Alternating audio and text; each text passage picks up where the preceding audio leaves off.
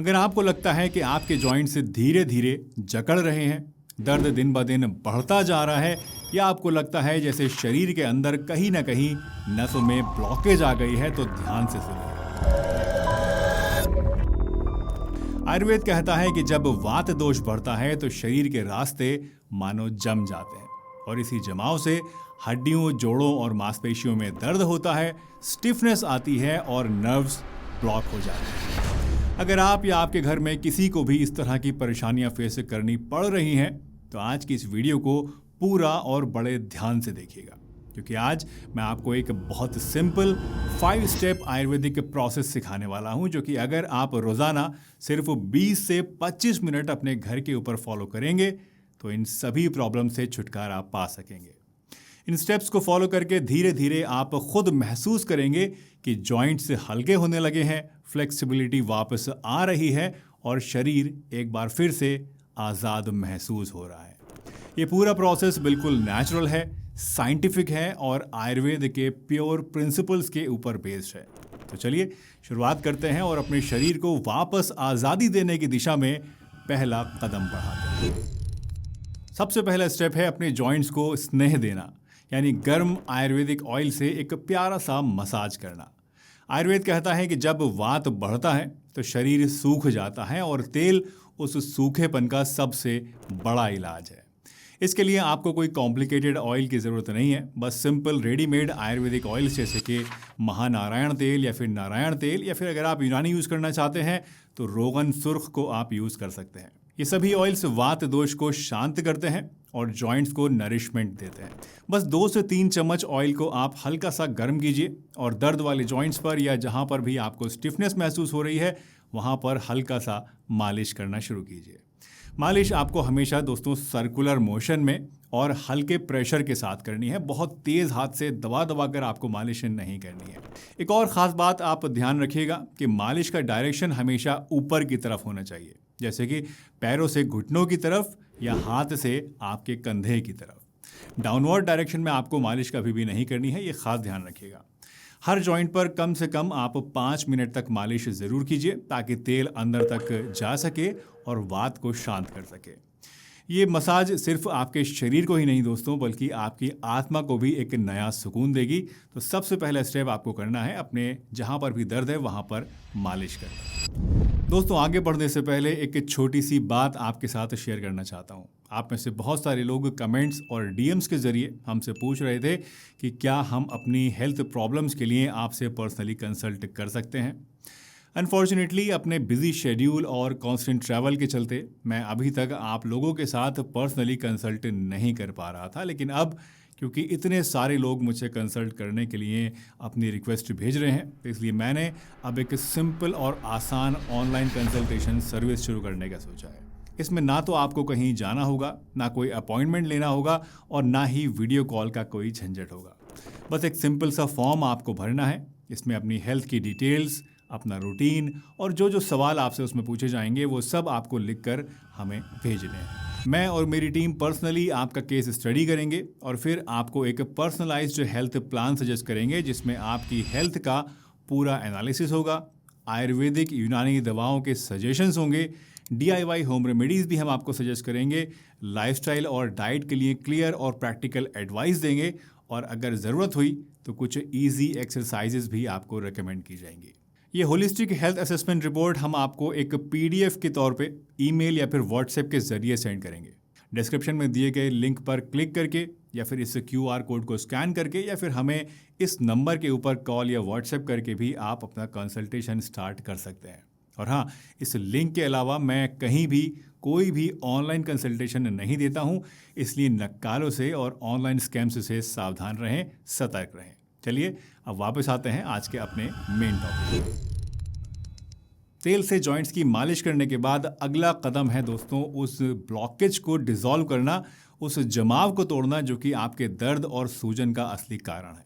और इसका सबसे आसान तरीका है हॉट फर्मेंटेशन यानी सिकाई करना।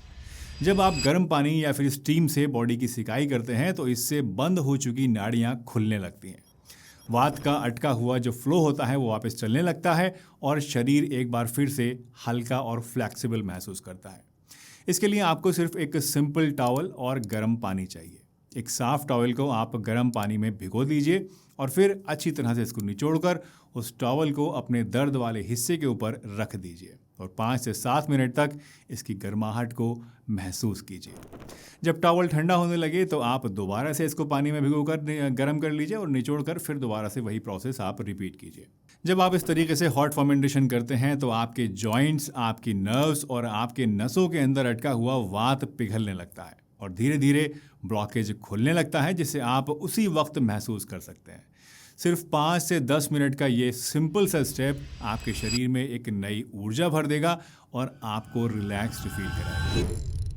अब तीसरे स्टेप में जब आपका शरीर गर्म हो गया है, सिकाई भी हो गई है और ब्लॉकेज हल्का पड़ने लगा है, तो अगला कदम है अपने शरीर के वाइटल पॉइंट्स यानी मर्म पॉइंट्स को एक्टिवेट करना। आयुर्वेद कहता है कि हमारे शरीर में कुछ खास बिंदु होते हैं जो कि प्राण का फ्लो कंट्रोल करते हैं, और जब हम इन बिंदुओं को सही तरीके से स्टिमुलेट करते हैं, एक्टिवेट करते हैं, तो नसों में जो रुकावट होती है वो अपने आप डिसॉल्व होने लगती है। वैसे तो बॉडी में बहुत सारे मर्म पॉइंट्स होते हैं, लेकिन इनमें सबसे इंपॉर्टेंट है हाथ के 2 मर्म पॉइंट्स।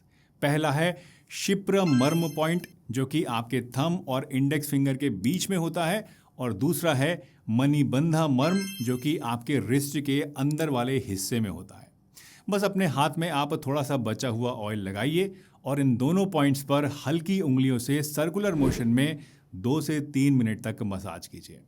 मसाज यहाँ पर भी आपको ज़्यादा ज़ोर से करने की ज़रूरत नहीं है, सिर्फ एक प्यार भरा जेंटल टच ही आपके लिए काफ़ी है।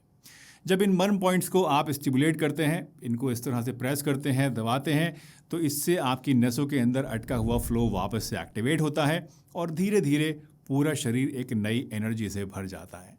ये एक तरह की छोटी सी एक्यूप्रेशर प्रैक्टिस है जो कि आपके ब्लॉक्ड नर्व्स को नेचुरली फ्री करने में आपकी मदद करेगी। इन 3 स्टेप्स के बाद नेक्स्ट स्टेप में अब हम अपने शरीर के ब्लॉकेजेस को दोस्तों अंदर से डिसॉल्व करने की कोशिश करेंगे, वो भी अपनी सांस के जरिए, ब्रीदिंग के जरिए। दरअसल जब वात जमता है तो न सिर्फ जॉइंट्स बल्कि हमारी सांसों की नाड़ियां और पूरे शरीर का प्राण फ्लो भी रुक जाता है। और जब हम गहरी और नपी तुली सांसें लेते हैं और अपना सारा ध्यान इसी के ऊपर लगा देते हैं, तो शरीर के अंदर की जो अटकी हुई हवा है मानो एक एक करके आपके ब्लॉकेजेस को धक्का देने लगती है और पूरा शरीर एक नई जीवन शक्ति से भर जाता है। इसके लिए मैं आपको एक बहुत ही सिंपल और सेफ प्राणायाम बताने वाला हूं जो कि है नाड़ी शोधन। इसके लिए आपको सबसे पहले सीधे बैठ जाना है। अपनी रीढ़ की हड्डी को एकदम सीधा रखिए और अपने दाईं हाथ के अंगूठे से अपनी दाईं साइड की नाक के ऊपर इसको दबाइए, बंद कर लीजिए इस नोस्ट्रल को और सांस को बाईं नाक से अंदर की तरफ खींचिए। अब अपनी इंडेक्स फिंगर से नाक को स्विच करके दूसरी तरफ से बंद कर लीजिए और जिधर से आपने पहले बंद किया हुआ था उस साइड से सांस को बाहर की तरफ छोड़िए धीरे धीरे। इस प्रोसेस को बहुत धीरे धीरे और शांत मन से 5 मिनट तक आप रिपीट कीजिए। अल्टरनेट नोस्ट्रल से सांस इन एंड आउट करते रहिए। जब आप ऐसे सांस लेते हैं तो आप अपने शरीर के अंदर की अटकी हुई हवा, अटकी हुई ऊर्जा और नसों के ब्लॉकेज सबको धीरे धीरे डिसॉल्व कर रहे होते हैं। और इससे कुछ ही दिनों के अंदर आपको लगने लगता है जैसे आपका शरीर वापस से एक नदी की तरह खुलकर बहने लगा हो बिना किसी रुकावट के। इतना पावरफुल है ये प्रोसेस, तो इसको भी आप चौथे स्टेप में ज़रूर कीजिए। और अब 5वां और लास्ट स्टेप में हम ये सब करने के बाद एक जेंटल वार्म बाथ लेंगे। गर्म पानी से नहाने से आप फील करेंगे कि जॉइंट्स ज़्यादा हल्के लग रहे हैं, मसल्स रिलैक्स हो रही हैं और शरीर एक अजीब सा सुकून महसूस कर रहा है। याद रखिए कि गर्मी के मौसम में भी इस प्रोसेस को करने के बाद आपको गर्म पानी से ही नहाना है, ठंडे पानी से नहीं। वैसे सिर्फ नहाने के लिए ही नहीं, अगर आपको जॉइंट्स में दर्द या फिर नसों में ब्लॉकेज की दिक्कत होती है तो आयुर्वेद कहता है कि ठंडे और सूखे खाने से भी आपको बचना चाहिए, जैसे कि दही, कोल्ड ड्रिंक्स, रॉ सैलेड और ठंडा पानी वगैरह। क्योंकि ये सभी चीज़ें जो होती हैं दोस्तों, ये वात को बढ़ाने का काम करती हैं और जॉइंट्स को और ज़्यादा टाइट कर सकती हैं।